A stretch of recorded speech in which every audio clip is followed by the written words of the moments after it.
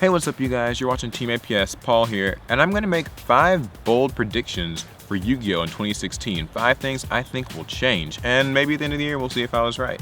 And of course, at the end of the video, please subscribe for more Yu-Gi-Oh and leave your own bold predictions for what might happen to Yu-Gi-Oh in 2016. So prediction number 1, I think the price of the game will actually drop overall.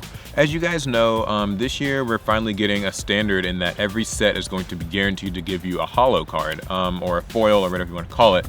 So that starts, well, it kind of started with High Speed Riders, but as main series sets go, it's actually starting with Breakers of Shadow in just a week or so. And so you can get a super rare in every single pack you buy. It also makes ultra rares and secret rares easier to get in every box. So while people are hyping up the price of cards like, the Pendulum Sorcerer guy and, Cyber Dragon Infinity, I think that the overall price of the game should decrease because of this. Now, I know Yu-Gi-Oh players love to make prices crazy on their own, but I do believe that just over time, if more of these cards are in circulation, this game will hopefully be more affordable for everyone, and that'd be a good thing. Prediction number 2. Top tier decks like Pepe and Cosmos go relatively unhit until the summertime.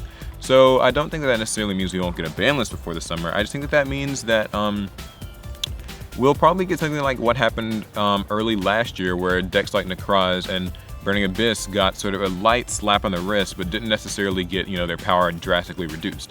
I think Konami's going to take a similar approach this time. I think that they want these decks to be very present at nationals in the summertime. So I think that at best we can maybe expect something like perhaps like Wavering Eyes maybe to get hit, but I don't think that we'll see a major hit to Pepe. I don't think we'll see a major hit to Cosmos. I think that it'll be kind of a repeat of last year in that sense. So unfortunately, you might be in for the long haul if you don't like these decks, but that's how I think it's going to happen.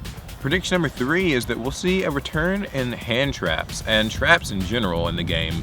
Currently, Ghost Ogre and Snow Rabbit's really pricey, and it's seen as the premier hand trap, but I actually believe that Effect Veiler and Max C are going to be very relevant very soon. A lot of people like to make the argument that, oh, things can't be targeted, so Effect Veiler sucks. But the truth is that Magic Specters aren't particularly strong right now, and being able to stop like a Skull Crobat Joker or something with Effect Veiler is going to be extremely crucial and make the difference, I think, in whether or not you live for an extra turn or two. And Maxi is also really useful. Remember, in these Pendulum decks, special summoning is a huge thing. After they Pendulum summon, they still have to make their Xyz, they still have to do all these other things. If you can make a field and you have Maxi, then you can effectively halt your opponent's plays. So I think that in this year, hand traps will become more relevant. And we already know that regular traps are going to become more relevant because we're getting, the new Solemn card, and also Ariadne, which searches counter traps. I think that traps in general are going to be a huge deal. There's also Rafflesia, who can use your trap hole cards from your deck. So I feel like traps are going to make a return despite not being very popular in the last year or so. Prediction number 4 is a bit bold. I think that Konami is actually going to interact more with the players. I think that Yu-Gi-Oh is in a weird sort of state right now where some people like to say, the game's on the way out and, Yu-Gi-Oh's going to end soon. I don't think any of that's true, but I do think that Konami is going to have to take some sort of a bigger stride in communicating with the players, letting our voices be heard in some capacity, or maybe just being more communicative about like when ban lists will come out, changes in sets. I kind of feel like it's something that's happened a little bit more recently.